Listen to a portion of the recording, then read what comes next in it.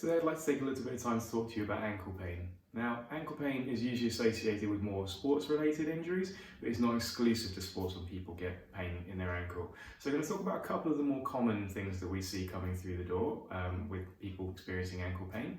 The first one being ankle sprains. So most of you are probably familiar with this, ankle sprain or rolling your ankle, where you're either walking, running, or doing some form of physical activity and you roll over on your ankle, your foot goes in and it causes quite a lot of pain.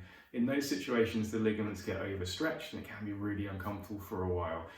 The best treatment for this is usually just trying to gradually get the ankle moving again, gradually build up the strength and gradually retrain the balance. When those ligaments are stretched, it can make you feel a bit more tentative with it, and a big part of the recovery is trying to build back that control, stability and balance. And if it's not done properly, it can lead you to having a bigger risk of more ankle sprains in the future.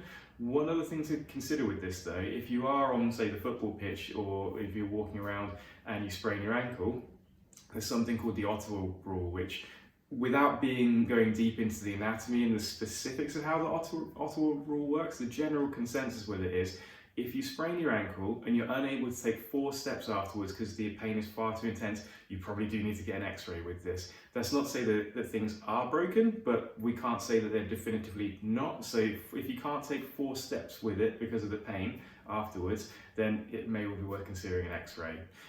The other thing that we tend to see quite a lot is tendon pain, which once again can happen in sports and outside of sports. It's usually with overuse of the tendons or overstrain of the tendons. Stereotypically, it'll be people who haven't played football for a while and go back to it, haven't gone to the gym for a while, go back to it, or haven't gardened for a while or walked very far in a while and go back to it. The tendons get grumbly, the tendons get irritated, and it can be very painful. Often it's one of those things where you start doing exercise and it'll be a little bit grumbly, and then after a while it'll calm down, but then if you do a bit more, it'll start to creep back up again with it as well. Another thing to consider with this is if you are doing any activity and all of a sudden you get a sharp stabbing pain and a loud popping sound, and then all of a sudden you can't move your foot very well, that also might be worth getting checked out. I've had a few people before that have been in that situation, doing sports, loud bang that they hear and feel, and then the pain's very severe, goes away, and they're like, why can't I move my foot very well? And unfortunately that's quite a big sign that something might have ruptured completely from there. So it's worth considering that if you are finding it that you can't move your foot, or you're getting massive amounts of weakness after an injury like that as well. And the other thing that is quite common is arthritis in the ankle. As you can imagine, this is more of a degenerative change, more slow build up with it, and it can be quite painful, it can be quite grumbly with it all. But as we've covered in previous videos, just because you have arthritis doesn't mean that you're doomed to experience ankle pain. There are definitely things that physiotherapy we could do, and I think we've talked extensively about this before as well.